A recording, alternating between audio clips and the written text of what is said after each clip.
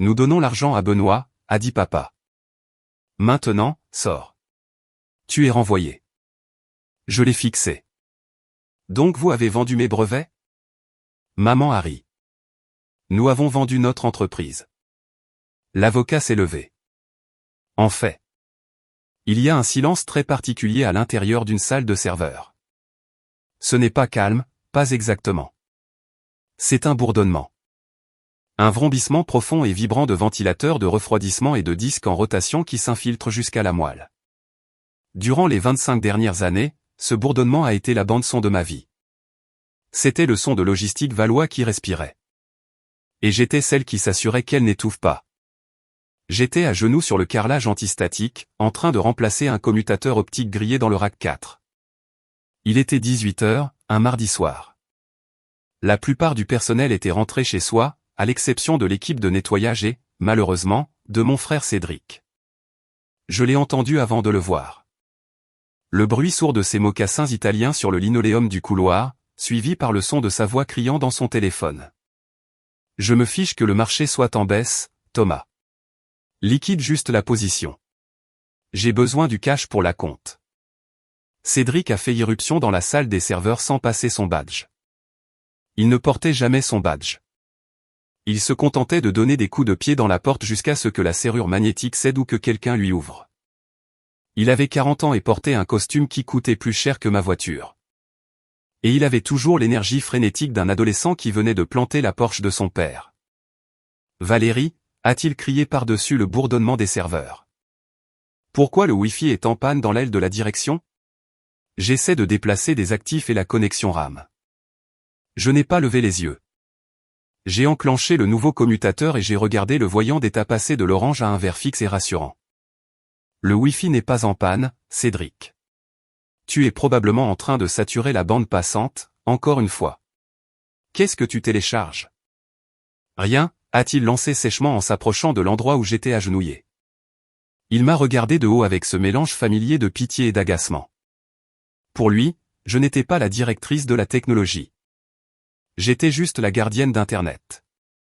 J'échange juste quelques fichiers de crypto-monnaie. Écoute, arrange ça, c'est tout. Papa s'envole pour Paris demain, et je dois lui montrer ses projections. Je me suis levé en époussetant mon jean. J'avais 48 ans, les cheveux grisonnants attachés en un chignon décoiffé et un sweat à capuche avec le logo du CNES dessus. Je ne ressemblais en rien au reste de ma famille. Ma mère, Béatrice, était une ancienne reine de beauté qui ne serait jamais sortie sans ses perles. Mon père, Pierre, était un PDG au charme grisonnant qui pensait que le travail manuel était une maladie. Et puis il y avait Cédric, l'enfant prodige qui n'avait jamais vraiment travaillé un seul jour de sa vie. Je vais détourner le trafic du réseau invité, ai-je dit en le dépassant pour aller au terminal principal, mais arrête d'échanger des NFT sur la ligne sécurisée de l'entreprise. Si tu introduis à nouveau un logiciel malveillant comme tu l'as fait à Noël dernier, je ne passerai pas mes vacances à nettoyer la base de données. Cédric a levé les yeux au ciel. T'es tellement dramatique, Val. Ce n'était pas un logiciel malveillant. C'était un test bêta. C'était un virus qui a crypté notre système de paix, Cédric, ai-je dit, mes doigts volant sur le clavier. Voilà. Ton Internet est de retour. Va faire tes transactions. Il n'a pas dit merci. Il ne le faisait jamais. Il a juste vérifié son téléphone, a vu les barres de réseau réapparaître et s'est tourné pour partir. Au fait, a-t-il lancé par-dessus son épaule. Papa veut l'audit technique trimestriel sur son bureau pour demain matin. Il dit que les investisseurs ont besoin de voir les métriques d'efficacité. Les investisseurs?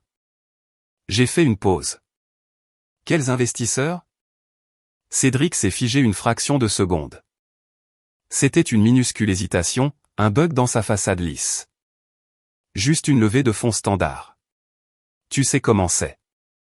Agrandir la flotte. Bref. Fais-le, c'est tout. Il est sorti, laissant la porte entr'ouverte. J'ai fixé l'encadrement vide. Quelque chose n'allait pas. Logistique Valois n'était pas en expansion. Nous réduisions les coûts depuis 2 ans.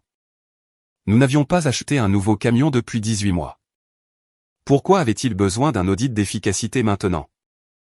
Je me suis dirigé vers l'imprimante partagée dans le coin de la pièce pour prendre un rapport de diagnostic que j'avais lancé plus tôt. Enfoui dans la pile de papier se trouvait une page de garde qui ne m'appartenait pas. Elle avait dû être envoyée depuis l'imprimante de la direction à l'étage et redirigée ici par erreur. Probablement un autre bug causé par la surconsommation de bande passante de Cédric. Je l'ai sorti. C'était une seule page. Un en-tête d'accord de non-divulgation. Le logo en haut n'était pas celui de Logistique Valois. C'était celui d'Apex Dynamics. Mon estomac s'est noué. Apex était le plus grand conglomérat logistique du pays. C'étaient des requins. Ils n'investissaient pas dans des entreprises. Ils les avalaient tout ronds, digéraient les actifs et recrachaient les os. J'ai plié le papier et les fourrés dans ma poche. Mes mains tremblaient, juste un peu. J'ai fini ma journée dans un état second. J'ai conduit jusqu'à ma petite maison à la périphérie de la ville, loin des pelouses manucurées du domaine de mes parents. Ma maison était simple, en bois et en verre, silencieuse. Je suis allé dans le jardin. Le soleil se couchait, projetant de longues ombres sur les boîtes en bois blanc alignées contre la clôture. Mes ruches. J'ai mis mon voile et mes gants. C'était ma thérapie. Les abeilles se moquaient des cours de la bourse ou des costumes italiens. Elles se souciaient de la colonie. Elles travaillaient jusqu'à la mort pour le bien de la ruche. Chaque abeille avait une tâche. Chaque abeille était essentielle. Si une abeille ne contribuait pas, elle était chassée. J'ai ouvert le couvercle de la deuxième ruche et les ai regardées travailler. Des milliers d'entre elles, se déplaçant dans une parfaite harmonie. Au moins, vous êtes loyal, ai-je murmuré. Mon téléphone a vibré dans ma poche. C'était un SMS de ma mère. Dîner demain soir. 19h précise. Mais quelque chose de joli pour une fois. Grande nouvelle. J'ai regardé les abeilles, puis le SMS. J'avais le sentiment que la grande nouvelle avait quelque chose à voir avec le logo d'Apex Dynamics dans ma poche, et j'avais le sentiment que ça n'allait pas me plaire. L'allée menant au domaine de mes parents était bordée de platanes centenaires qui avaient coûté plus cher que toutes mes études universitaires. En remontant le chemin sinueux au volant de ma vieille Peugeot, j'ai senti cette oppression familière dans ma poitrine. Cette maison était un musée à l'ego de mes parents. Je me suis garé à l'arrière, près de l'entrée de service, par habitude. Le rond-point devant était occupé par la Jaguar de collection de papa et le tout nouveau Range Rover de Cédric. Je suis entré dans la salle à manger à 19h pile. La table était mise avec le beau service, celui en porcelaine de Sèvres qui ne sortait que pour les mariages et les enterrements. Les verres en cristal scintillaient sous le lustre. Ma mère, Béatrice, arrangeait un centre de table de lys blanc. Elle a levé les yeux quand je suis entré, son regard me balayant de la tête aux pieds. « Eh bien, dit-elle avec un sourire pincé. Au moins, tu t'es brossé les cheveux, Valérie. C'est un chemisier neuf ? Je l'ai depuis 5 ans, maman, ai-je dit en prenant ma place habituelle au bout de la table. Content de te voir aussi. Ne sois pas insolente, dit-elle en agitant la main.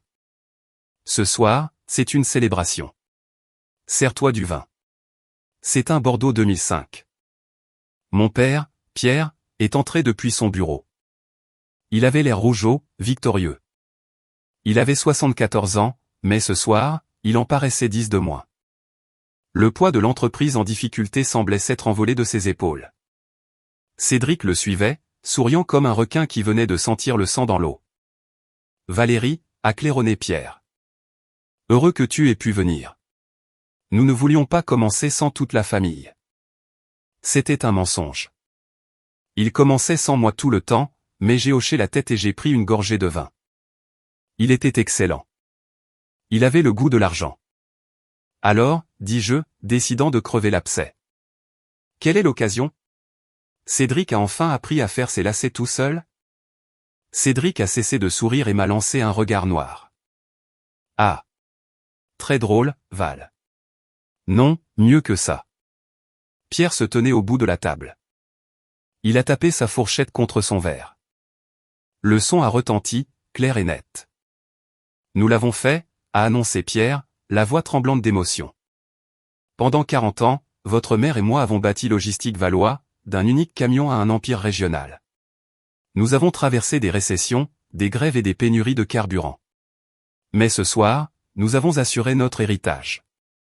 Il a marqué une pause pour l'effet dramatique. Cet après-midi, nous avons signé un accord définitif pour vendre Logistique Valois à Apex Dynamics. J'ai serré le pied de mon verre de vin. Je le savais, mais l'entendre à voix haute était différent. C'était comme un coup physique. Apex, ai-je demandé, gardant ma voix stable. Papa, ce sont des dépeceurs d'entreprise. Ils vont licencier la moitié du personnel. Ils vont démanteler la flotte. Ils nous paient 850 millions d'euros, a dit Pierre en articulant chaque syllabe. 850 millions. Le silence s'est fait dans la pièce.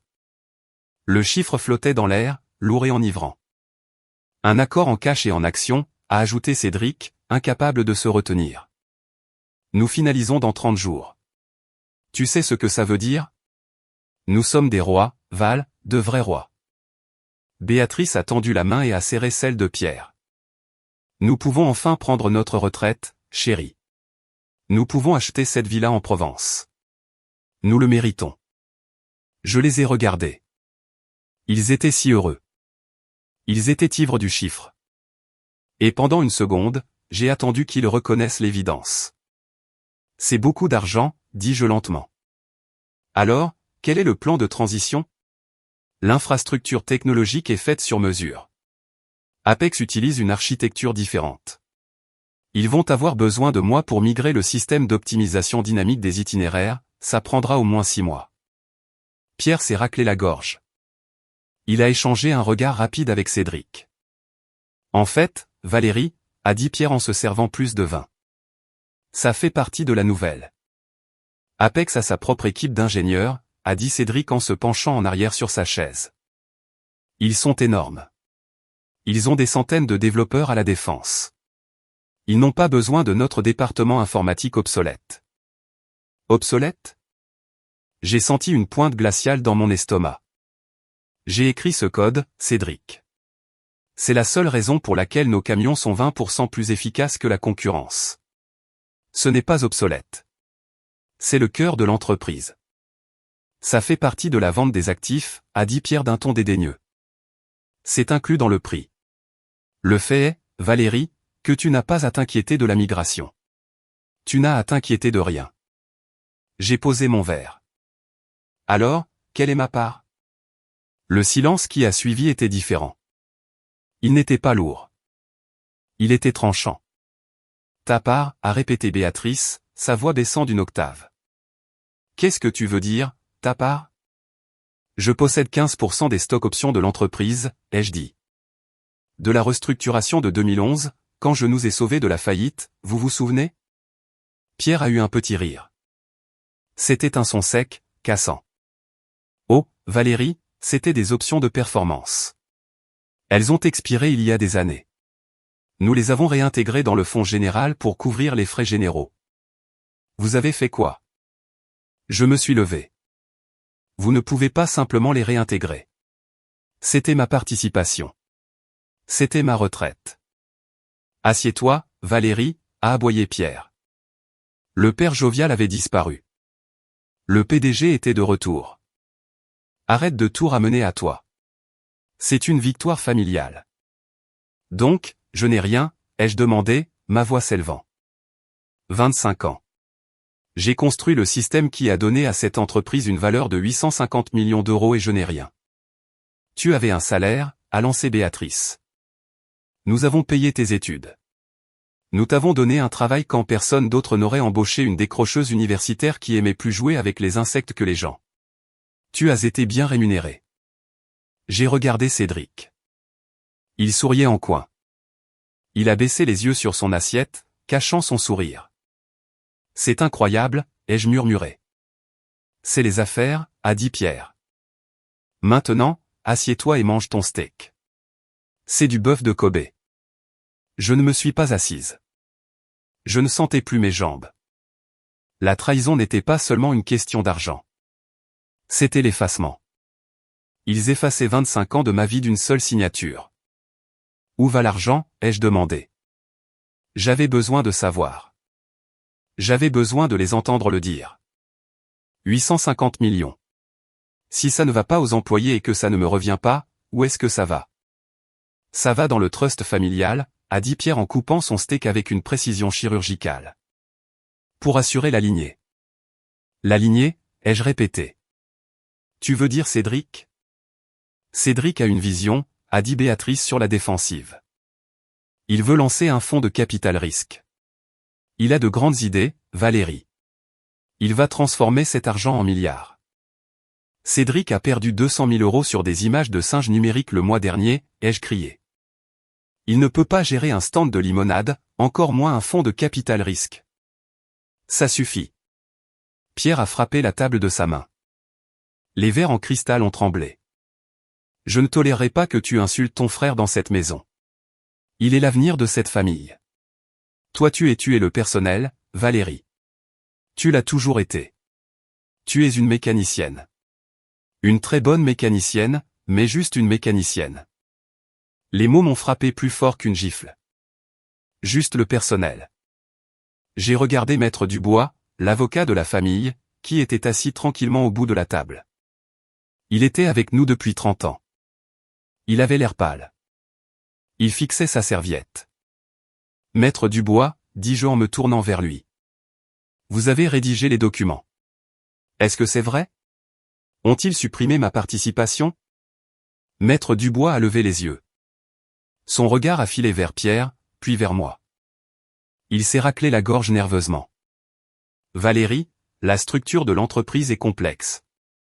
Techniquement, le conseil d'administration a le droit de diluer les actions si la ferme, Dubois, a grogné Pierre. Elle n'a pas besoin d'une leçon de droit. Elle a besoin d'apprendre sa place. Pierre s'est levé et s'est approché de moi. C'était un homme grand, imposant. Il utilisait sa taille pour intimider les gens. Ça marchait généralement. Nous donnons les bénéfices à Cédric, a dit Pierre, se tenant à quelques centimètres de mon visage, parce que c'est lui qui portera le nom. Toi tu vis dans cette bicoque avec tes insectes. Tu n'as pas d'ambition. Tu as 48 ans et tu n'as rien à montrer. J'ai le code, ai-je dit doucement. J'ai le système qui fait tourner votre empire. Plus maintenant, a souri Pierre. C'était un sourire cruel. À partir de demain matin, Apex possède tout. Les camions, les bâtiments, les serveurs et le code. Et puisque tu sembles si mécontente de l'arrangement, il a marqué une pause, savourant le moment. Tu es renvoyé. Mon souffle s'est coupé. Quoi? Tu m'as entendu. Tu es renvoyé pour insubordination, pour faute grave, ce qui signifie aucune indemnité de licenciement. Il a fait un geste vers la porte. Sors de ma maison. Va vider ton bureau. En fait, ne te donne pas cette peine. La sécurité t'enverra une boîte par la poste. Donne-moi juste ton badge. Je l'ai fixé. J'ai regardé ma mère. Elle sirotait son vin, refusant de croiser mon regard. J'ai regardé Cédric. Il rayonnait. Enfin, le gagnant. Vous faites une erreur, ai-je dit. Ma voix était étonnamment calme. Le choc était passé, remplacé par une clarté froide et dure. La seule erreur que j'ai faite, c'est de te garder sur la liste de paix aussi longtemps, a ricané Pierre. Maintenant, sors. Maître Dubois s'est levé à moitié. Pierre, attendez. Nous devrions considérer, asseyez-vous, Dubois, a rugi Pierre. J'ai mis la main dans ma poche. J'ai sorti ma carte clé, le passe-partout qui ouvrait toutes les portes de Logistique Valois. Je l'ai laissé tomber dans la purée à moitié mangée de Pierre. Au revoir, papa, ai-je dit. Je me suis retourné et je suis sorti. Je n'ai pas claqué la porte. Je suis passé devant l'entrée de service, devant les voitures de luxe, et je suis monté dans ma Peugeot. En descendant la longue allée, laissant le domaine derrière moi, je n'ai pas pleuré. Mes mains étaient stables sur le volant. Mon père pensait qu'il avait toutes les cartes en main. Il pensait posséder l'entreprise, le code et moi. Mais alors que je prenais l'autoroute, retournant vers ma maison tranquille et mes abeilles, je me suis souvenu de quelque chose. Je me suis souvenu d'un après-midi pluvieux en 2011. Je me suis souvenu d'un homme désespéré suppliant sa fille de 33 ans de sauver son entreprise. Et je me suis souvenu d'un document rangé dans le coffre-fort ignifuge de mon bureau. Section 17C. Ils avaient oublié. Mais pas moi. Ma maison semblait différente quand je suis rentré. D'habitude, elle semblait vide, un peu trop silencieuse pour une seule personne. Ce soir, elle ressemblait à une forteresse. J'ai verrouillé la porte d'entrée, éteint la lumière du porche et je suis allé directement à mon bureau. Le bureau était mon véritable sanctuaire. Un mur était couvert de plans encadrés de premiers moteurs à combustion. L'autre était tapissé de livres sur des langages de programmation qui n'avaient pas été utilisés depuis les années 90. Dans le coin, derrière un lourd bureau en chêne, se trouvait un coffre-fort au sol. J'ai tourné la molette, gauche sur 32, droite sur 14, gauche sur 5. La lourde porte en acier s'est ouverte avec un déclic. À l'intérieur, sous mon acte de naissance et le titre de propriété de la maison, se trouvait une enveloppe Kraft. Elle était poussiéreuse. Je n'y avais pas touché depuis presque une décennie. Je l'ai sortie et je me suis assise par terre, les jambes croisées.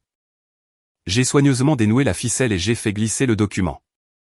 Accord de restructuration d'urgence et de cession de propriété intellectuelle daté du 12 avril 2011. J'ai passé mes doigts sur le papier. Je me souvenais de ce jour de manière vivide. Il pleuvait.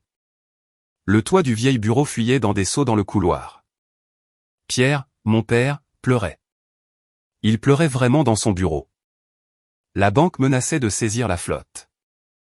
Nous avions manqué 2 fois le versement des salaires. Les chauffeurs menaçaient de faire grève. J'avais 33 ans. Je venais de vendre mon appartement, mon premier véritable bien, et de liquider mes économies. J'avais 200 000 € en espèces. C'était tout ce que j'avais. Papa m'a supplié de les lui donner. Il a dit que c'était un prêt, mais je savais que les prêts à la famille ne revenaient jamais, alors je lui ai proposé un marché. Je lui donnerais l'argent pour payer les salaires, et je lui construirais un nouveau système de répartition automatisé qui réduirait les coûts de carburant de 30%. Mais en échange, je voulais une protection. J'ai tourné à la page 12, section 17C, droit de réversion. La clause était courte, brutalement simple. Dans le cas où Logistique Valois n'exercerait pas l'option d'achat des droits exclusifs sur les brevets du système d'optimisation dynamique des itinéraires, ODOI, à perpétuité pour la somme de 10 millions d'euros dans les 15 ans suivant cette signature, tous les droits. La propriété et les redevances reviendront automatiquement à l'auteur, Valérie Valois. J'ai regardé la signature en bas. Celle de Pierre était tremblante, désespérée. Il avait ri en la signant. 10 millions d'euros, avait-il dit en s'essuyant les yeux. Valérie, si cette entreprise vaut un jour assez pour te payer 10 millions pour un bout de code informatique, je serai l'homme le plus heureux du monde. Bien sûr, mets-le. C'est de l'argent du Monopoly. 15 ans. J'ai regardé le calendrier sur mon téléphone.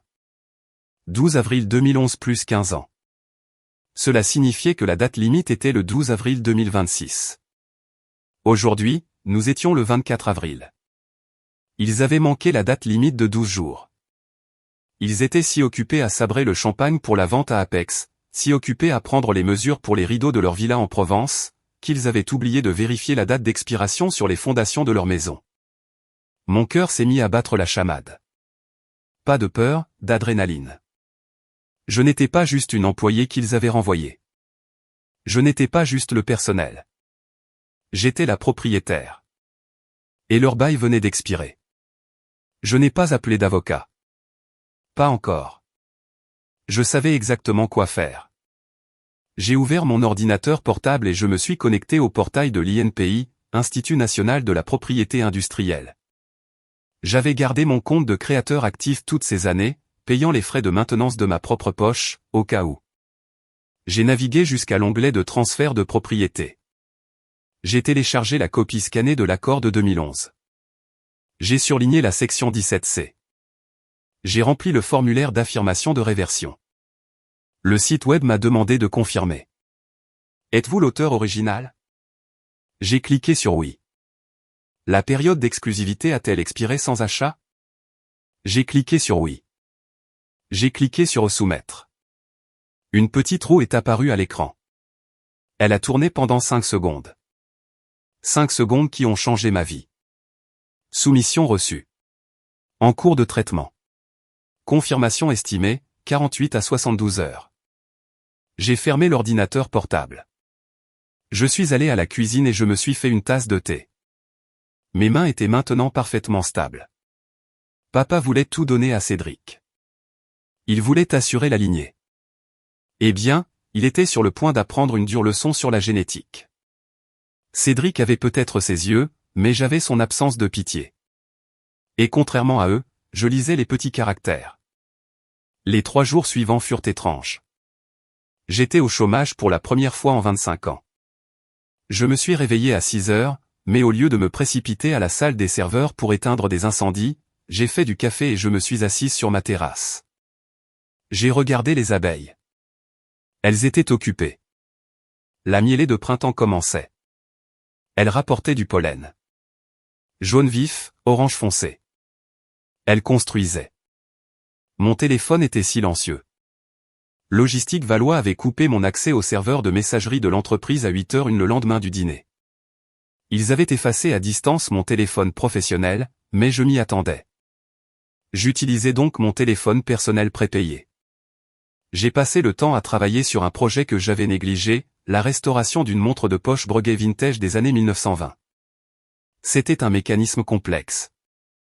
Des centaines de minuscules engrenages, ressorts et leviers fonctionnant en parfaite harmonie. Si un seul engrenage était mal aligné, tout s'arrêtait. C'était exactement ce qu'était Logistique Valois, une machine complexe. Et il venait de virer la seule personne qui savait comment la remonter. Le matin du 3e jour, mon email personnel a sonné. Provenance, Institut national de la propriété industrielle.fr. Objet, notification d'enregistrement de réversion de brevet terminé. Je l'ai ouvert. En pièce jointe se trouvait un certificat officiel. Le présent document certifie que tous les droits, titres et intérêts relatifs au brevet français numéro 8 442 101, optimisation dynamique des itinéraires, 8 442 102, logique prédictive de carburant, et 8 442 103, répartition autonome, ont été reversés à l'inventeur original, Valérie Valois. C'était à moi. Je possédais le cerveau de l'entreprise. J'ai imprimé 3 copies du certificat. Puis j'ai rédigé une lettre. Je n'ai pas utilisé de jargon juridique. J'ai fait simple. Au conseil d'administration de Logistique Valois et au département des acquisitions d'Apex Dynamics, à compter de ce jour, j'affirme ma propriété exclusive de la technologie sous-jacente qui alimente actuellement la flotte logistique de Logistique Valois. La licence accordée en 2011 a expiré.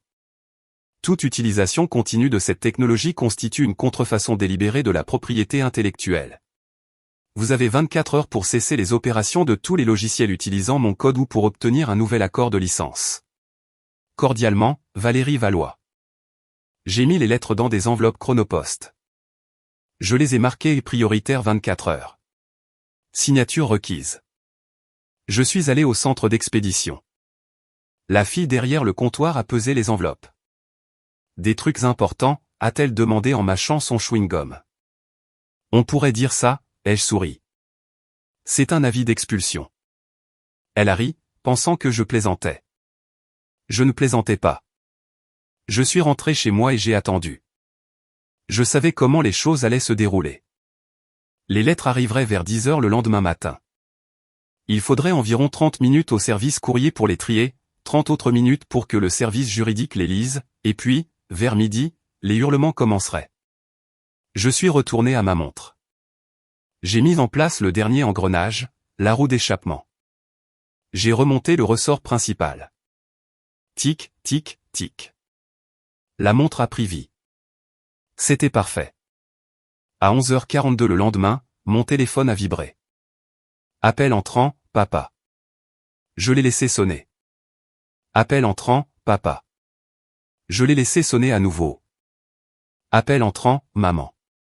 J'ai mis le téléphone en mode ne pas déranger et je l'ai posé face contre table.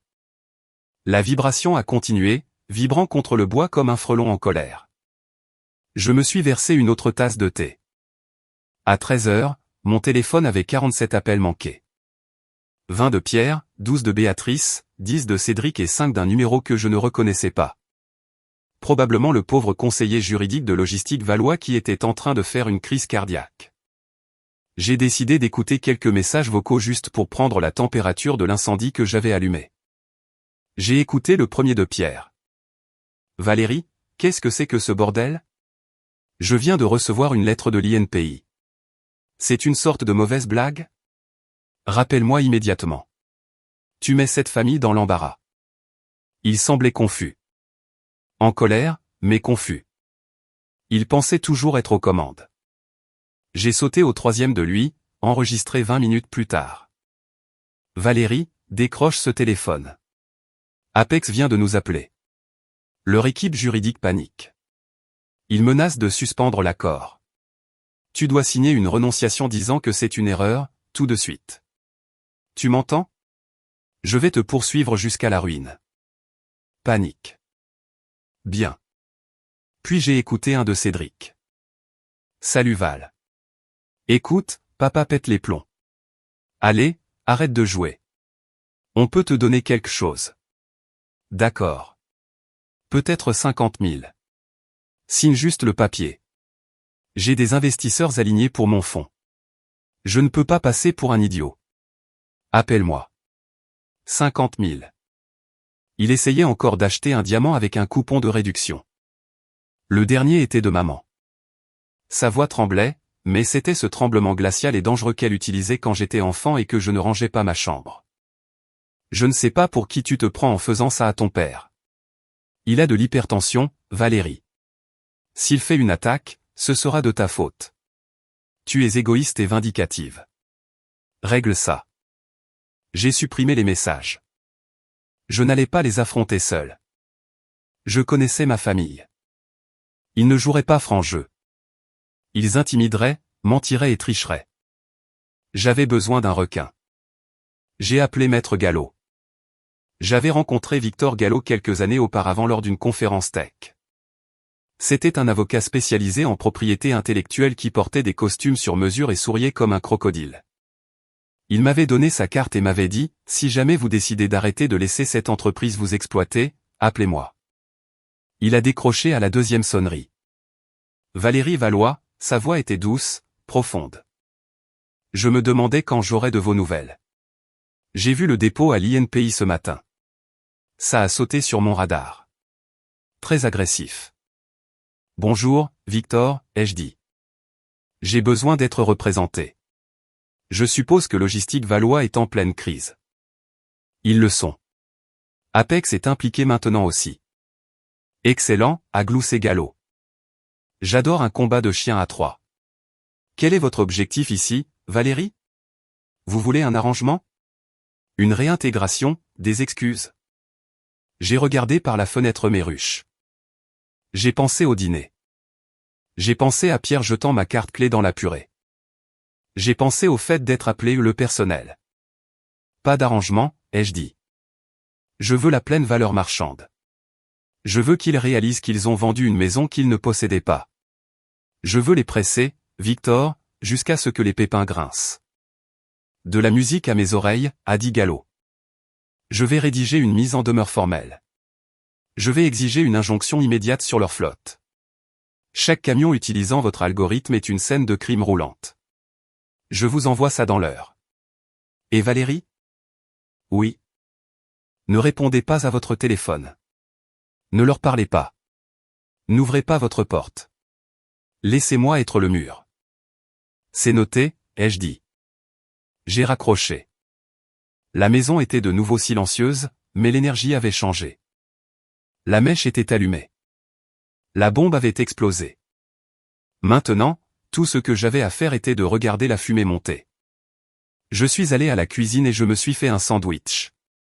J'ai pris une bouchée et pour la première fois en 3 jours, la nourriture avait vraiment bon goût. Waouh, les choses s'enveniment. Valérie vient de larguer une bombe nucléaire sur sa famille.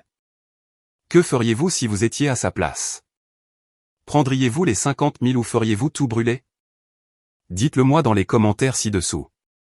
Et, si vous appréciez la vengeance, explosez ce bouton j'aime et abonnez-vous. Commentez avec le nom de votre ville pour que je sache d'où viennent mes auditeurs. Chaque commentaire aide la chaîne à grandir. Merci. Le siège a commencé à 8 h le lendemain matin. Ça n'a pas commencé par un procès. Ça a commencé par des coups si forts sur ma porte d'entrée qu'ils auraient pu réveiller les morts. J'étais dans ma cuisine en train de nourrir mon levain. J'ai vérifié le moniteur de sécurité monté sur le mur. C'était Cédric. Il portait le même costume que la veille, froissé et taché. Il avait l'air de ne pas avoir dormi. Il a de nouveau martelé la porte. Valérie, je sais que tu es là. Ouvre cette foutue porte. Je n'ai pas bougé. J'ai pris une gorgée de mon café et j'ai appuyé sur le bouton de l'interphone. Va-t'en, Cédric, ai-je dit. Ma voix a résonné à travers le haut-parleur sur le porche. Je n'ai rien à te dire. Cédric a fusillé l'objectif de la caméra du regard, son visage déformé par l'effet fichet. Tu ne peux pas faire ça, Val. As-tu la moindre idée de ce que tu as fait? Apex a gelé les fonds. L'accord est bloqué. Il pose des questions auxquelles nous ne pouvons pas répondre. Ça ressemble à un problème qui te concerne, ai-je répondu calmement. Vous auriez dû vérifier la propriété intellectuelle avant d'essayer de la vendre. Papa est prêt à être généreux, a crié Cédric, changeant de tactique. Il a sorti un chéquier de sa poche. Il m'a autorisé à te faire un chèque tout de suite. 200 000 €, net d'impôts. Signe juste la renonciation, rends les clés du dépôt, et on oublie tout ça. J'ai ri.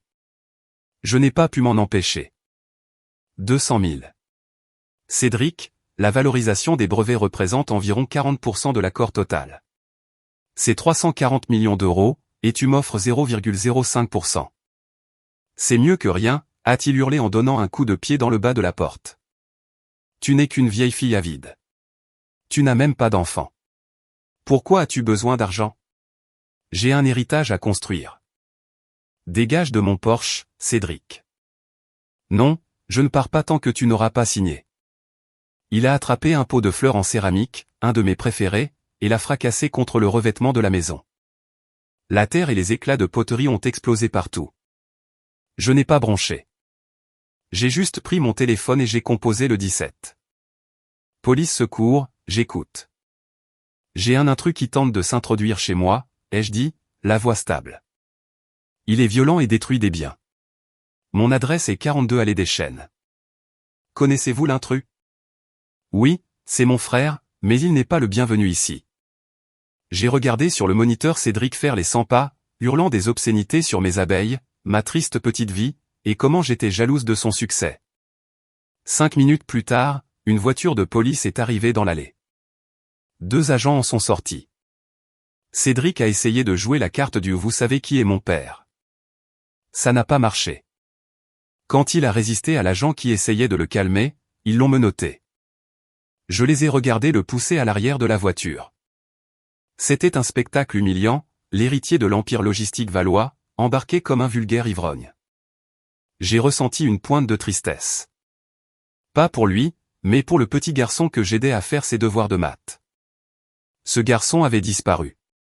Cet homme n'était qu'une coquille vide remplie des attentes de mon père. Je suis sorti après leur départ pour balayer la poterie cassée. Mon téléphone a vibré. C'était un SMS de Maître Gallo. Votre père vient de déposer une plainte. Ils vous poursuivent pour sabotage d'entreprise et vol de secrets commerciaux. Audience d'urgence demain. Portez un costume. Le spectacle commence. La salle de conférence du cabinet d'avocats du centre-ville était froide.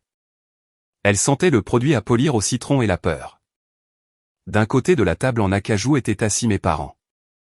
Pierre avait l'air d'avoir pris 10 ans depuis le dîner.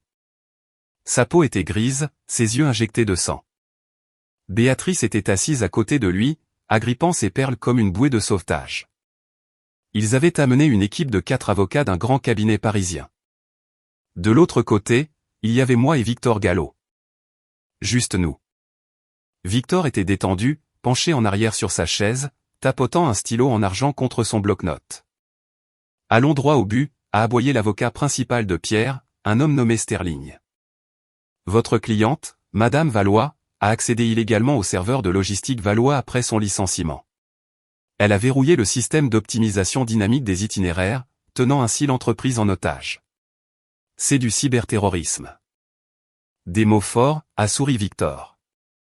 Avez-vous des preuves de cet accès? Sterling a fait glisser une épaisse pile de papier sur la table.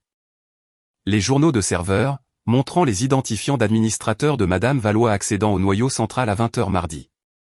12 heures après son licenciement. J'ai regardé les journaux. Mon cœur a raté un battement. Je n'avais pas accédé au système. N'est-ce pas? Puis j'ai regardé de plus près les horodatages. Ce sont des horodatages UTC, ai-je dit, parlant pour la première fois. Sterling a ricané. Et alors?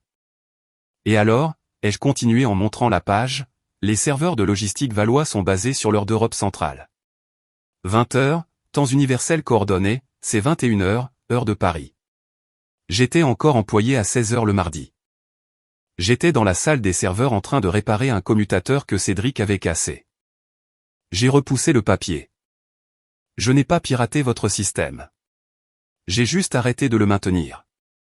Et sans moi, il tombe en panne. Tu as installé un interrupteur d'urgence, a crié Pierre en frappant la table. Tu l'as programmé pour qu'il plante. Monsieur Valois, est intervenu Victor, sa voix douce comme de la soie. S'il vous plaît, contrôlez-vous.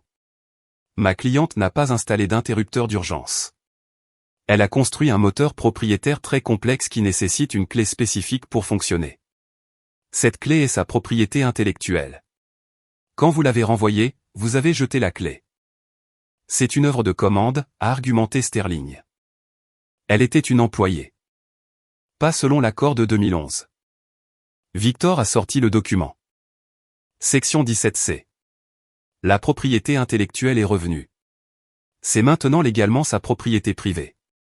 Et chacun de vos 500 camions actuellement sur la route utilise sa propriété sans licence. C'est du vol, maître Sterling. Ma cliente n'est pas la voleuse ici. C'est vous. Pierre avait l'air sur le point de faire une attaque. Nous avons payé ses études. Nous lui avons donné un travail. Non pertinent, a dit Victor.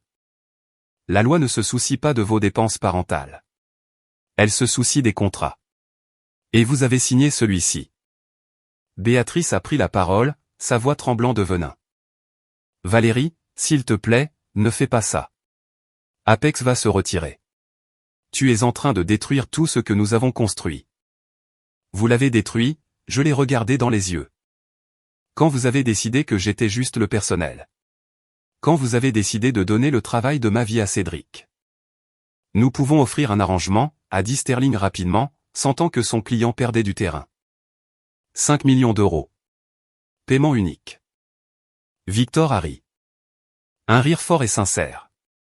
5 millions pour le moteur d'un accord à 850 millions?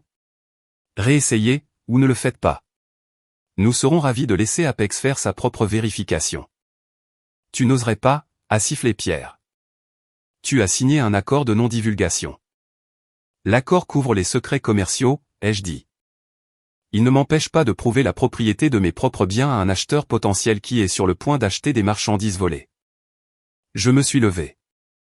Je rencontre l'équipe d'audit technique d'Apex demain. Je vous suggère de leur dire la vérité avant que je ne le fasse. Nous sommes sortis. Alors que la porte se fermait, j'ai entendu Pierre jeter un verre contre le mur. Il s'est brisé. La réunion avec Apex Dynamics a eu lieu dans un lieu neutre, une suite de conférences d'hôtel près de l'aéroport. L'équipe d'Apex était sérieuse.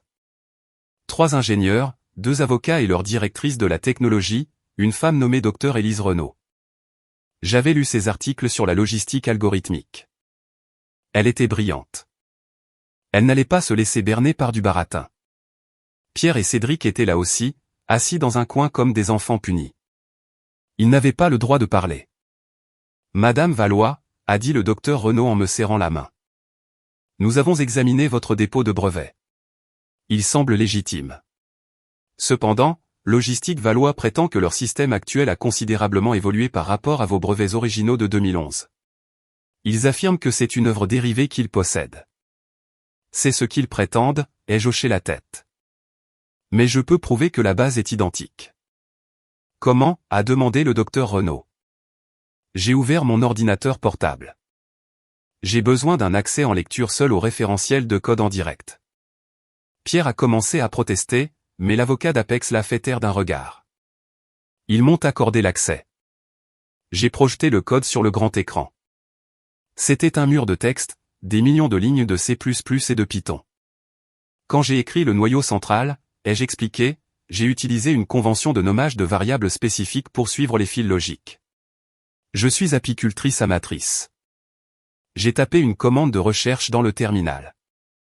grep api-bas mellifera. L'écran s'est allumé. Des centaines de résultats ont défilé.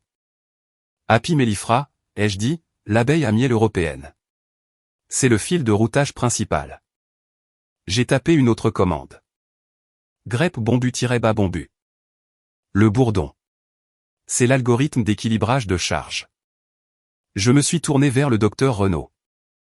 Si ce système avait été réécrit ou avait évolué, ces noms de variables de base auraient été refactorisés. Aucun développeur moderne n'utilise des noms d'abeilles en latin pour la logique d'injection de carburant.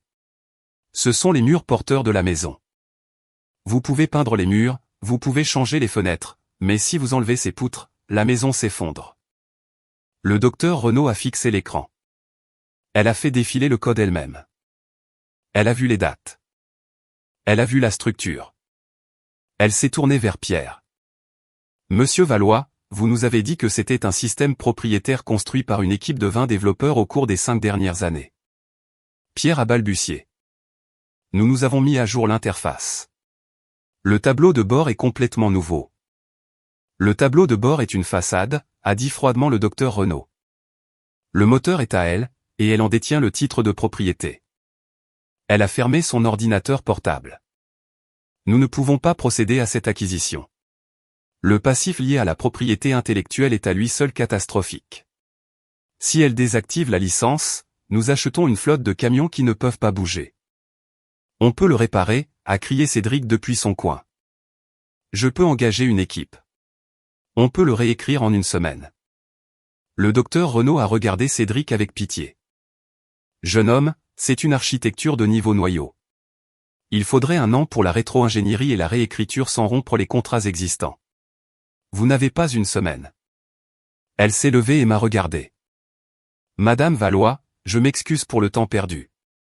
Il semble que nous ayons été mal informés sur les actifs. Sans rancune, ai-je dit. Alors que l'équipe d'Apex remballait ses affaires, Pierre était assis, la tête entre les mains. L'accord était mort. 850 millions d'euros venaient de s'évaporer en fumée. Je suis passé devant mon père. Il n'a pas levé les yeux. Il avait l'air petit. Tu aurais dû payer les 10 millions, papa, ai-je murmuré. Je pensais que la victoire serait la fin. Je pensais qu'ils battraient en retraite, penseraient leurs blessurés, peut-être, finiraient par négocier. J'avais tort. Quand un narcissique perd le contrôle, il ne négocie pas. Il essaie de détruire la personne qui lui a pris le contrôle. 2 jours après l'échec de l'accord avec Apex, je me suis réveillé avec mon téléphone explosant de notifications. Pas des appels, des mentions sur les réseaux sociaux. Ma mère était passée à l'offensive nucléaire. Elle avait donné une interview exclusive à une chaîne d'information locale, puis avait posté une longue histoire larmoyante sur sa page Facebook, qui comptait des milliers d'abonnés dans la communauté locale. Le titre du reportage, un couple de personnes âgées extorquées par leur fille dénaturée. Une entreprise locale en péril. J'ai regardé la vidéo avec horreur. Béatrice était assise dans son salon, s'épongeant les yeux avec un mouchoir.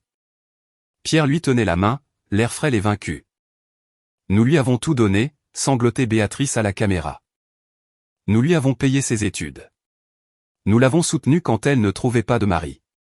Et maintenant, au crépuscule de notre vie, alors que nous voulons juste prendre notre retraite, elle a volé les mots de passe de notre entreprise et nous tient en otage pour des millions d'euros.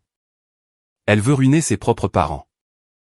La journaliste, une jeune femme en quête d'une histoire virale, a ajouté solennellement, Logistique Valois emploie plus de 300 personnes dans notre ville. Leurs emplois sont maintenant menacés à cause de ce conflit familial. La section des commentaires était un cloaque. Quel monstre! Gamine ingrate. Elle devrait être en prison. J'espère que les parents la poursuivront pour tout ce qu'elle possède. Quelqu'un devrait aller chez elle et lui donner une leçon. J'ai eu la nausée. Mes mains tremblaient en faisant défiler les commentaires. Ils armaient la communauté contre moi. Ils me peignaient comme une pirate informatique, une voleuse, une méchante. Ma sonnette a retenti. J'ai sursauté. J'ai regardé le moniteur. Ce n'était pas la police. C'était un journaliste et, derrière lui, un camion de reportage. J'ai fermé les stores. Je me sentais piégé dans ma propre maison. Mon téléphone a sonné. C'était Victor. Ne regarde pas Internet, a-t-il dit immédiatement. Trop tard, ai-je dit, la voix brisée. Victor, ils mentent. Ils disent que j'ai volé des mots de passe. Ils disent que je les extorque. Je sais, a dit Victor. Sa voix était dure, dangereuse. Et ils viennent de commettre la plus grosse erreur de leur vie. Comment? Tout le monde me déteste. Valérie, écoutez-moi. Ils viennent de déclarer publiquement que vous avez commis un crime, l'extorsion et le vol, alors que nous avons déjà prouvé dans une déposition légale que vous ne l'avez pas fait.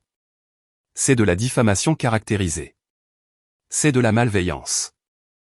Je me fiche de la loi en ce moment, Victor. Il y a des gens devant ma maison. Laissez-les là, a dit Victor. Parce que lorsque nous déposerons cette plainte en diffamation, nous n'attaquerons pas seulement les actifs de l'entreprise. Nous attaquerons leurs actifs personnels. La maison, les voitures, le trust, tout. Je veux juste que ça s'arrête, ai-je murmuré. Ça s'arrêtera, a promis Victor. Mais nous devons frapper plus fort. J'ai besoin que vous m'autorisiez à publier l'accord de 2011 et l'enregistrement audio de la réunion du conseil d'administration où Pierre vous a appelé le personnel. Nous devons contrôler le récit. J'ai hésité. Publier l'enregistrement signifiait exposer la pourriture privée de ma famille au monde entier. Cela signifiait qu'il n'y avait pas de retour en arrière, aucune réconciliation possible, jamais. J'ai regardé par la fenêtre où les journalistes campaient. J'ai pensé à mes abeilles. J'ai pensé à la difficulté avec laquelle j'avais travaillé pour me construire une vie tranquille et décente. Et j'ai pensé aux fausses larmes de ma mère sur cet écran. Faites-le, ai-je dit. Mettez-y le feu. Bien, a dit Victor. Regardez les informations à 20h. J'ai raccroché. Je suis allé au coffre-fort et j'ai sorti le disque dur contenant les sauvegardes de chaque réunion du conseil des 10 dernières années. Je les avais gardées pour des raisons de conformité. Maintenant, c'était des munitions. Ils voulaient une guerre médiatique. Très bien. J'avais la vérité. Et la vérité était sur le point de faire beaucoup plus mal qu'un mensonge. Le problème avec les gens désespérés, c'est qu'ils arrêtent de penser rationnellement. Ils commencent à penser en termes de miracle. Et pour mon frère Cédric, le miracle était une obscure équipe de développeurs d'Europe de l'Est qu'il avait trouvée sur un forum du dark web. Je l'ai découvert parce que j'avais toujours une porte dérobée, non pas dans les serveurs, ce qui serait illégal, mais dans la page d'état public de l'API. C'était un simple tableau de bord que j'avais construit il y a des années pour permettre aux clients de suivre leurs expéditions. Il était accessible au public, parfaitement légal à surveiller, et en ce moment même, il clignotait en rouge. Il était 2h du matin, un vendredi. La campagne de diffamation faisait toujours rage sur Facebook, mais à l'intérieur de Logistique Valois, la panique s'était installée. Avec l'accord d'Apex Mort et mon injonction légale imminente, Cédric avait décidé de jouer les héros. Selon les rumeurs sur les forums d'administrateurs système où les jeunes développeurs de Logistique Valois fuitaient des informations comme une passoire, Cédric avait licencié l'équipe informatique interne pour incompétence et engagé une équipe d'intervention externe de codeurs. Leur mission, extraire mon code propriétaire et le remplacer par un patch en une nuit. C'était du suicide. On ne remplace pas le moteur d'un 747 en plein vol. J'étais assise dans mon bureau sombre, éclairé uniquement par la lueur de mon moniteur, regardant le désastre se dérouler en temps réel. À 2h15, le tableau de bord a montré un redémarrage du système. Il poussait le patch. À 2h18, le système est revenu en ligne. Tout au vert. Ils ne l'ont pas fait, ai-je murmuré. Avait-il vraiment réussi? Avait-il réussi à refactoriser la logique des dépendances si rapidement? À 2h30, la première erreur est apparue. Erreur 404, itinéraire non trouvé. Puis une autre, erreur 502, mauvaise passerelle. Puis un déluge. La carte sur le tableau de bord, qui montrait habituellement des milliers de petits camions se déplaçant comme des fourmis diligentes à travers le pays, a commencé à se figer. Le patch avait supprimé la logique de routage à pi-bas-mellifra, mais il n'avait pas réalisé que la sous-routine d'injection de carburant dépendait de cette logique pour calculer les temps de ralenti. Lorsque la logique de routage a disparu, les ordinateurs de bord des camions n'ont pas seulement perdu la carte, ils ont verrouillé le contact pour empêcher le vol. C'était une fonction de sécurité que j'avais écrite en 2014. Si le système ne pouvait pas vérifier l'itinéraire, il supposait que le camion était volé et coupait le moteur. 500 camions transportant des millions d'euros de marchandises périssables, produits frais, produits pharmaceutiques, fruits de mer se sont simultanément transformés en briques de plusieurs tonnes sur les autoroutes de France. J'ai allumé les informations. Il a fallu environ 1 heure pour que les premiers reportages arrivent. Flash info, d'énormes embouteillages signalés sur la 6 et la 7 alors que des dizaines de camions de livraison logistique valois tombent en panne au milieu des voies. Puis sont venus les tweets furieux des clients.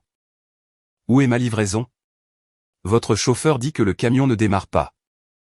Nous avons 10 tonnes de saumon congelé qui fondent dans une remorque logistique valois près de Marseille. Procès en vue. J'ai regardé l'indicateur boursier de logistique valois. C'était une société privée, mais les obligations de dette étaient négociées. Elle plongeait.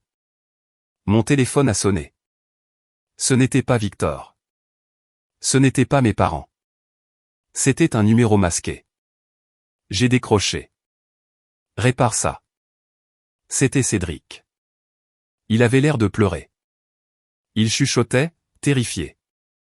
Répare ça, Val. S'il te plaît. Je suis désolé. Je suis tellement désolé. Dis-moi juste le code de déblocage. Les chauffeurs sont bloqués. Il y a un camion qui bloque une ambulance à Lyon. Papa va me tuer. Je suis restée assise, écoutant sa respiration saccadée. C'était le garçon qui avait brisé mon pot de fleurs. C'était l'homme qui m'avait traité de vieille fille avide. Je ne peux pas le réparer, Cédric, ai-je dit doucement. Vous avez supprimé le cerveau. Vous avez lobotomisé la flotte. Il n'y a pas de code de déblocage pour la stupidité. Tu dois m'aider. On va tout perdre. Vous avez déjà tout perdu, ai-je dit. Vous avez perdu au moment où vous avez pensé que vous étiez plus malin que la personne qui a construit la machine. J'ai raccroché. À l'aube, la gendarmerie était appelée pour remorquer les camions des principales autoroutes. Les autorités sanitaires lançaient des avertissements sur les aliments avariés. Logistique Valois n'était pas seulement en faillite, elle était radioactive. J'ai fermé mon ordinateur portable. J'ai ressenti un étrange mélange de justification et de chagrin. J'avais construit ce système pour qu'il soit parfait. Le voir mourir, c'était comme regarder un magnifique bâtiment s'effondrer. Mais je me suis souvenu de la campagne de diffamation. Je me suis souvenu des mensonges, et j'ai réalisé que parfois, il faut laisser le bâtiment tomber pour nettoyer la pourriture des fondations. La dernière réunion n'a pas eu lieu dans une salle de conseil. Elle a eu lieu dans le bureau de liquidation d'un tribunal de commerce 3 semaines plus tard. La pièce était grise. Moquette grise, mur gris, visage gris. Mes parents étaient assis d'un côté de la table en métal. Ils ressemblaient à des fantômes. Pierre avait perdu 10 kilos. Son costume flottait sur lui. Béatrice ne portait pas de perles. Elle portait un survêtement et regardait le sol. Cédric n'était pas là. Ses avocats lui avaient conseillé de rester caché pour éviter de recevoir d'autres citations à comparaître de la part de fournisseurs en colère. Victor Gallo était assis à côté de moi. De mon autre côté se trouvaient les représentants de Système Avant-Garde, le plus grand rival de Logistique Valois. Avant-Garde essayait de nous écraser depuis une décennie. Maintenant, ils étaient là pour ramasser les miettes. La PDG d'Avant-Garde, une femme vive nommée Éléonore, a fait glisser un document sur la table vers moi. Madame Valois, a dit Éléonore. Nous avons examiné votre portefeuille de brevets. Il est élégant, supérieur au nôtre à tous égards. Avant-Garde est prêt à vous offrir un achat direct des droits de propriété intellectuelle, indépendamment des actifs de Logistique Valois. Elle a annoncé un chiffre, 120 millions d'euros, plus une redevance de 5% sur toutes les futures licences de logiciels. Ce n'était pas les 850 millions qu'Apex avait offerts pour toute l'entreprise, mais c'était juste pour le code, et c'était entièrement à moi. J'accepte, ai-je dit en signant le papier. Victor a souri. Maintenant, en ce qui concerne les actifs physiques de Logistique Valois, il s'est tourné vers Pierre. Avant-Garde est prêt à acquérir la flotte physique, les camions, les entrepôts, les dépôts, en tant qu'actifs en difficulté, a dit Éléonore, sa voix dénuée d'émotion. Compte tenu de l'état actuel de la flotte et de l'énorme responsabilité découlant des poursuites pour les marchandises avariées, nous offrons 12 millions d'euros. Pierre a levé les yeux. Ils étaient larmoyants. 12 millions? Rien que l'immobilier en vaut 50. L'immobilier est hypothéqué jusqu'au cou, a souligné Éléonore. Et vous avez 40 millions d'euros de poursuites en cours de la part de clients qui ont perdu leur cargaison la semaine dernière. 12 millions, c'est un cadeau, Pierre. Ça vous permet de rembourser la banque et d'éviter la prison pour négligence. Vous repartez sans rien, mais vous repartez libre. Pierre m'a regardé. Pour la première fois de ma vie, j'ai vu la peur dans ses yeux. Il n'était plus le PDG. Il n'était qu'un vieil homme qui avait joué et perdu. Valérie, a-t-il dit d'une voix rauque. Aide-nous, s'il te plaît. Tu viens de gagner 100 millions. Éponge la dette. Sauve le nom de la famille. J'ai regardé Béatrice. Elle me regardait enfin, les yeux suppliants. La même femme qui était passée à la télévision et m'avait traité de monstre. Le nom de la famille, ai-je demandé. Tu veux dire le nom que vous avez essayé de donner à Cédric? Le nom dont vous m'avez chassé? Je me suis levé. J'ai lissé mon blazer. Je ne rachète pas la dette, papa. Je ne sauve pas l'entreprise. Je passe à autre chose. Avantgarde m'a offert le poste de directrice de l'innovation. J'ai une équipe à diriger. J'ai du travail à faire. Je me suis tourné vers Éléonore. L'accord me semble bon. Finalisons. Pierre a posé sa tête sur la table et a sangloté. C'était un son guttural, laid. Béatrice a posé une main sur son dos, mais elle me regardait. Et dans ses yeux, je n'ai pas vu d'amour. J'ai vu du calcul. Elle se demandait déjà comment me demander un prêt plus tard. Une dernière chose, ai-je dit en m'arrêtant à la porte. L'horloge dans le hall de l'ancien siège. La grande horloge. C'était celle de mon grand-père. Prends-la, a murmuré Pierre dans la table. Prends tout. Je le ferai, ai-je dit. Je suis sorti du tribunal sous le soleil éclatant de l'après-midi. L'air sentait le frais. Victor marchait à mes côtés, sifflotant un air joyeux. Vous réalisez, a dit Victor, que vous venez de réussir la prise de contrôle hostile la plus réussie de l'histoire des entreprises familiales. Ce n'était pas hostile, Victor, ai-je souri en mettant mes lunettes de soleil. C'était juste les affaires. Ils ont oublié de renouveler l'abonnement. Mon téléphone a vibré. Une notification de ma banque. Le virement d'Avantgarde avait été effectué. 120 millions d'euros. J'ai regardé le chiffre. Ce n'était que des chiffres. Ça ne réparait pas la négligence de mon enfance. Ça ne réparait pas la trahison. Mais alors que je marchais vers ma voiture, j'ai réalisé que ça réparait une chose. Ça réparait l'avenir. Je suis monté dans ma voiture et j'ai conduit, pas chez moi. J'ai conduit jusqu'à la pépinière la plus proche. J'avais besoin de plus de ruches. La mielée de printemps était abondante cette année, et ma colonie était sur le point de s'agrandir. Le démantèlement d'une dynastie est une chose désordonnée. Ça n'arrive pas d'un coup comme dans les films. Ça se passe par étapes lentes et douloureuses. Ça se passe dans des cartons et des annonces de vente aux enchères. 2 mois après l'audience de liquidation, je suis passé en voiture devant le domaine. Je n'avais pas besoin de passer par là. Je me suis dit que je prenais la route touristique pour aller au magasin d'apiculture, mais au fond, je voulais voir. Les grilles en fer, habituellement bien fermées pour tenir les roturiers à l'écart, étaient grandes ouvertes. Un panneau immobilier se balançait dans la brise, vente aux enchères samedi.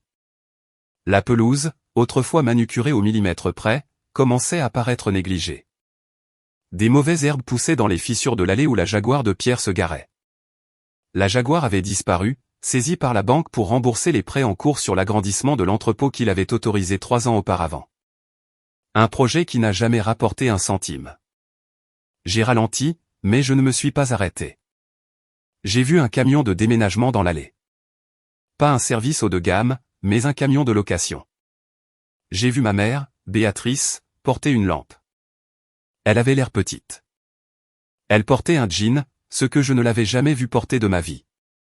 Elle ressemblait juste à une autre vieille femme quittant une maison qu'elle ne pouvait plus se permettre. J'ai appris plus tard par un ami de la ville que Cédric avait déposé le bilan. Ses portefeuilles de crypto-monnaies étaient vides, vidés par de mauvaises transactions et les frais de justice des poursuites des fournisseurs. Il vivait apparemment dans un studio au-dessus d'un garage, travaillant chez un concessionnaire automobile. L'ironie était savoureuse. Il vendait enfin des voitures, mais pas celles qu'il pensait conduire. Quant à mes parents, ils ont emménagé dans un appartement de 3 pièces de l'autre côté de l'autoroute. C'était un endroit décent, parfaitement adéquat pour un couple de retraités. Mais pour Pierre et Béatrice Valois, c'était une cellule de prison. Pas de country club, pas de cave à vin, pas de statue. Je ne leur avais pas parlé depuis le tribunal. J'avais de nouveau bloqué leur numéro. Victor m'a dit qu'ils avaient essayé de le contacter pour demander une médiation de réconciliation familiale, ce qui en langage d'avocat signifie « s'il vous plaît, donnez-nous une pension alimentaire ». Victor avait poliment décliné en mon nom. Mais vivre dans la même ville signifiait que nos chemins finiraient par se croiser. C'est arrivé à l'épicerie un mardi soir. J'étais au rayon des fruits et légumes en train de choisir des pommes. Valérie. Je me suis figé. Je connaissais cette voix, mais elle manquait du ton impérieux qu'elle avait autrefois. Elle semblait frêle. Je me suis retourné. Béatrice se tenait là, tenant un panier avec une miche de pain de marque distributeur et un carton de lait. Elle avait l'air fatiguée.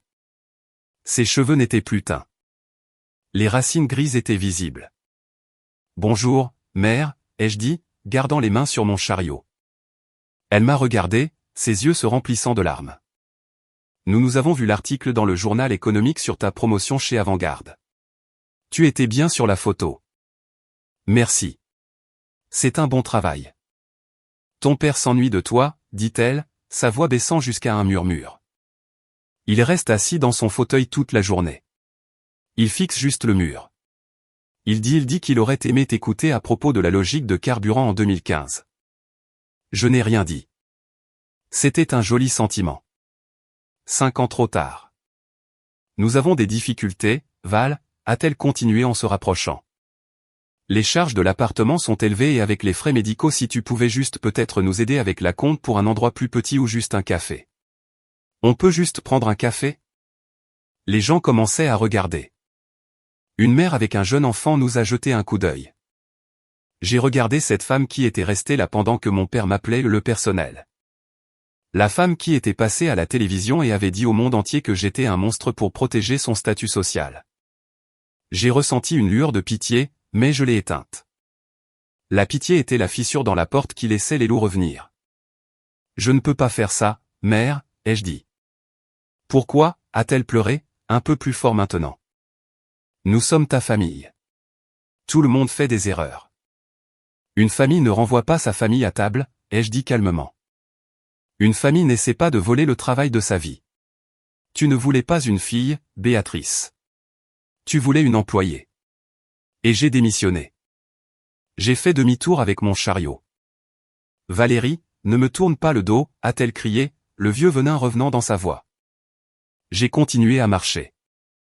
Je n'ai pas regardé en arrière. J'ai payé mes pommes, je suis allé à ma voiture et je suis rentré chez moi. Je n'ai pas pleuré. Je me sentais juste plus légère. 6 mois plus tard. Mon bureau chez Système Avant-Garde était au 42e étage. Tout en verre et en acier, surplombant les toits de la ville. C'était propre, efficace. Sur le mur derrière mon bureau était accrochée l'antique horloge de grand-père que j'avais sauvée du hall de logistique Valois. J'avais passé des semaines à la restaurer. J'avais décapé le vernis, poli le pendule en laiton et huilé les engrenages. Maintenant, elle battait d'un rythme régulier qui remplissait la pièce. Mon titre était vice-présidente senior de la stratégie d'innovation. C'était un titre à rallonge, mais le travail était réel. Je dirigeais une équipe de 50 ingénieurs, jeunes et brillants, qui lisaient vraiment la documentation et posaient des questions.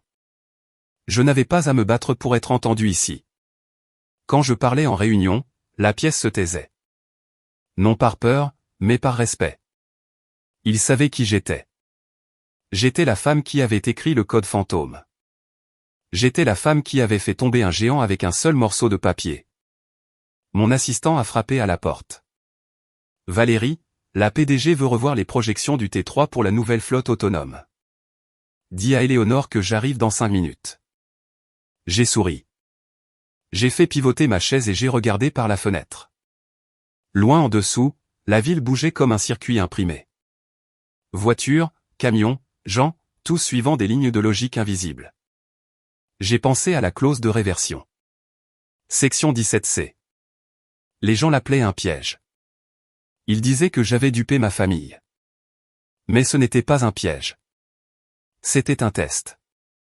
Un test de caractère. S'il m'avait traité avec respect, s'il m'avait valorisé comme une partenaire au lieu d'une servante, la clause n'aurait jamais eu d'importance. J'aurais renouvelé la licence pour 1 euro. Je leur aurais tout donné. Mais ils ont échoué au test. Ils pensaient pouvoir construire un château sur des fondations qu'ils méprisaient. Ils pensaient que la décoration ne se rebellerait pas. Mon téléphone a vibré. C'était une notification de mon système de sécurité domestique. La caméra montrait mon jardin. Le soleil brillait sur les boîtes en bois blanc. J'avais agrandi le rucher. J'avais maintenant 20 ruches.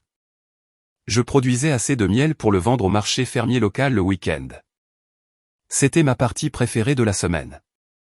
Pas de costume, pas de code, juste moi et les pots d'or. J'ai vérifié l'horodatage de la caméra. Les abeilles grouillaient autour de l'entrée de la ruche 1. Elles rapportaient les derniers nectars d'automne. Il y a une règle en apiculture. Si une reine est faible, si elle arrête de pondre ou si elle met la colonie en danger, les ouvrières la mettent en boule. Elles l'entourent, font vibrer leurs ailes pour créer une chaleur intense et l'éliminent.